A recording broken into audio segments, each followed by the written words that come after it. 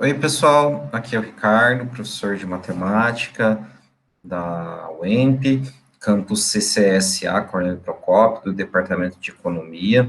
E hoje a gente vai falar um pouquinho de mais duas aplicações ou dois exemplos que são utilizados em economia, mais especificamente usando o conceito de derivadas, uma em microeconomia e outra em macroeconomia, tá? Primeiro eu vou falar de elasticidade e depois eu vou falar de propensão marginal a consumir e a poupar. Esse conceito é um conceito keynesiano, tá? Então, primeiramente, eu vou falar de elasticidade. O que que é elasticidade? Elasticidade, galera, é uma medida aonde essa medida, ela capta a sensibilidade da alteração do preço ou da renda em relação à sua variação, tá? E a geração do impacto dessa variação na quantidade demandada de um bem, tá? Por exemplo, o sal é um bem essencial e se acaso o preço subir, digamos, 10, né, 100%, vamos supor que ele dobre o preço 100%, geralmente a demanda por sal não vai diminuir em 100% porque é um bem essencial. Mesmo se o preço subir muito, ainda vai ter muita gente que vai demandar sal, tá? E então essa sensibilidade do preço, da variação do preço, ela não é tão sensível quanto a demanda. De outra forma, quando você pensa num bem não tão essencial como um, um chocolate suíço, um chocolate mais elaborado, né, um chocolate gourmet, se ele sobe o preço em 100%, a quantidade demandada pelos indivíduos, né, geralmente, né, vai diminuir além desse 100%.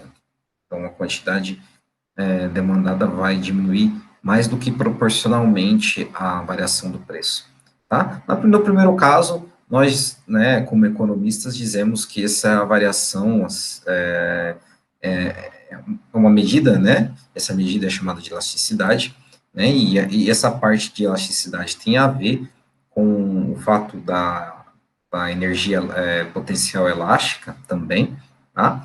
Porque a sensibilidade é como se fosse deformação. E, nesse caso, a deformação tá, da demanda enquanto ao preço, ela não é pequena, ela é rígida, tá? E nós dizemos em economia que ela é inelástica. No caso do chocolate gourmet, há uma maior deformação da demanda em relação aos preços. Nesse caso, a demanda é elástica, tá? E existem medidas quantitativas, existem indicadores que provam se um bem é elástico ou inelástico, ou ela varia proporcionalmente, caracterizado como elasticidade unitária. Mas vamos aplicá-lo na parte da matemática, na parte das derivadas, tá? Então, primeira coisa, nós devemos entender a fórmula da elasticidade, tá? A elasticidade, preço da demanda, ou elasticidade, preço da renda, tá? Ou a elasticidade de uma variável x em relação a y, vou colocar aqui tudo em consonância, tá? Vamos pegar aqui o exemplo da elasticidade de preço-demanda, tá? Vamos chamar P de Q aqui, tá? Vamos chamar só aqui de... Tá? Tudo isso aqui é elasticidades, tá, galera? Então, vamos pegar aqui a elasticidade de preço da demanda.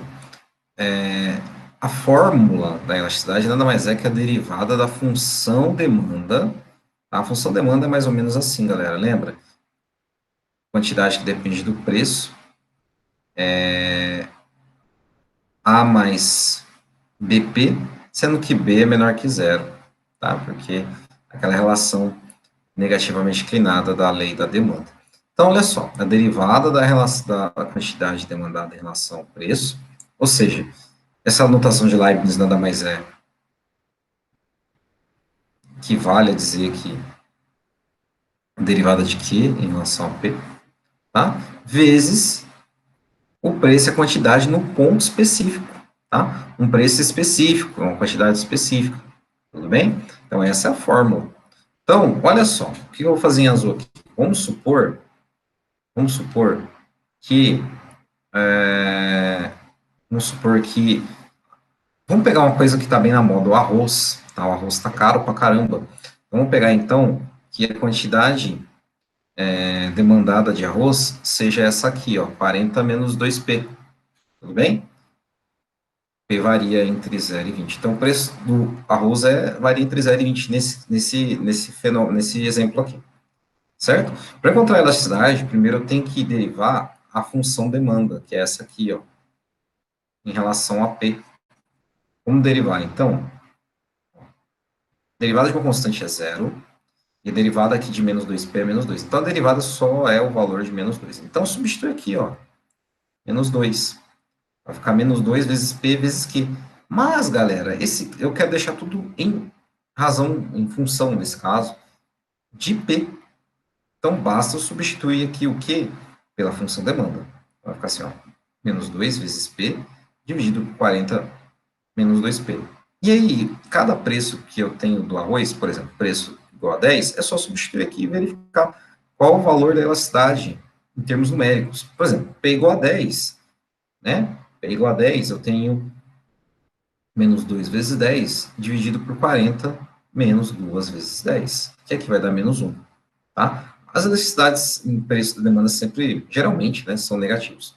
Quando o preço é igual a 5, quando o preço é igual a 5, que eu vou fazer aqui em cima em vermelhinho, tá? Só para não poluir tanto aqui, ó, se o preço é igual a 5, basta substituir na fórmula aqui, ó, menos 2 vezes 5, dividido por 40, menos 2 vezes 5. Aqui dá menos 10, aqui embaixo dá 30 positivo, e dá menos 0,33. O que esse menos 0,33 quer dizer? E o que esse menos 1 quer dizer? Lembra que eu falei para vocês no começo que existe uma classificação de indicadores? Pois bem, então guarde esse menos 0,33 e guarde esse menos 1 aqui. É muito simples, tá? É muito simples. Vamos analisar em valor absoluto as elasticidades. Olha só, quando a elasticidade preço da demanda for menor aqui, tá? Menor que 1, dizemos que ela é inelástica. Então, naquele caso, para o preço igual a 5, né, eu tive um valor de elasticidade igual a menos 0,33. Então, era inelástica naquele valor de preço. Faz até sentido, porque um preço baixo aumentou R$ 1 a mais, não vai fazer tanta diferença. Agora, olha só, quando a elasticidade de preço da demanda for igual a 1, né, em módulo, isso quer dizer que a elasticidade é unitária, ou seja, varia proporcionalmente, tá? Proporcionalmente em modo inverso, tá? Então, lembra que o preço foi 10 aqui? Aqui, então, temos que, né, a elasticidade medida foi 1. Agora, quando a elasticidade de preço da demanda for maior que 1, nesse caso, nós temos que essa relação é elástica. Beleza? Essa, então, as medidas de elasticidade para um bem quanto à variação do preço. Essa é a aplicação microeconômica. Agora eu vou falar da aplicação macroeconômica. Qual é? A propensão marginal a consumir e a poupar. Pessoal, em macroeconomia, tem uma igualdade que diz o seguinte, que a renda barra produto barra despesa, ela pode ser escrita como uma fração do consumo e uma fração da renda, tá? Consumo, e esse consumo eu posso escrever da seguinte forma, eu posso escrever em função da renda o consumo e também a poupança. Por quê? Porque nós precisamos da renda para consumir e também precisamos da renda para poupar. Precisamos tirar partes da renda para guardar e partes da renda para comer, para consumir, enfim. para fazer atos de consumo. Tudo bem? Geralmente, nós podemos escrever a função consumo, galera, da seguinte forma: um C0 mais um C1, né, vezes o y, tá, D, que é o y disponível. Vamos simplificar aqui para o nosso caso, só escrever a função do y. Esse C0 quer dizer consumo autônomo. Aquela história, galera, se você, né, não tem dinheiro ainda, você precisa se alimentar. Então, você tem que consumir independente da renda. E aqui, nós temos o consumo que depende da renda. Esse C1 aqui é a, né, é a ponderação da renda que é, né, necessário para consumir. E esse C1, geralmente, nós chamamos de propensão marginal a consumir. Por quê? Quando derivamos aqui, ó, aqui é o C de Y, né? Quando derivamos, né, o C em relação a Y, só sobra o C1.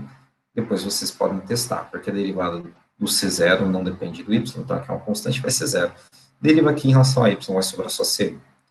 A poupança é a mesma coisa, tá? A poupança, galera, a poupança nós podemos aqui isolar o S, vai ficar assim, ó. S é igual a Y menos C, tudo bem? Então, como nós sabemos que a função consumo é escrita da forma C0 mais C1 Y, nós podemos fazer o seguinte, né? Isolar aqui, isolar o S, não podemos desenvolver essa equação aqui, né? Não isolar, o S já está isolado. Então, vamos desenvolver Y menos C0 menos C1 Y. Esse Y é igual a esse Y aqui, mas tem um C1 aqui na frente, então eu posso deixar em evidência, ficando assim, ó, 1 menos C1 Y menos C0. Essa aqui é a função, essa aqui é a função consumo, tá? Esse C0 aqui é o oposto desse C0 aqui, porque o consumo autônomo você despolpa. E aqui, ó, eu tenho a propensão marginal a poupar. Bem? Então, nesse caso aqui, ó, a propensão marginal a consumir mais a propensão marginal a poupar, ela é C0 mais, né, C1, né, desculpa, C1 mais 1 menos C1, certo? Corta, corta. Então, a soma dos dois tem que dar igual a 1. Beleza? Vamos pensar no exemplo prático. Vamos supor que eu tenho uma função consumo de um país, tá? De um país igual a essa formulinha aqui, ó. Né? C que depende do Y igual a 0,6Y mais 200. Tá bom? Então, esse camarada aqui é o meu, né, propensão marginal a consumir. Tá? Então, nesse caso aqui, o meu, né, C'(y), que é a derivada em relação ao y da função consumo, né, vai ser a seguinte, aqui dá 0, aqui dá 0,6. Certo? Lembra que o SY é o complementar do CY' aqui, né, cujo resultado do CY mais o SY tem que dar 1? Então, aqui o SY é 0,4, certo? Então, aqui é o meu C0, né? Lembra que esse C0 me indica consumo autônomo, que é a despoupança? Logo, a função poupança é 0,4, menos aquilo que eu despoupo para consumir. Então, é mais, aqui é menos, certo? Tudo bem, galera? Eram essas duas aplicações que eu tinha que dar para vocês. Até a próxima. Tchau, tchau.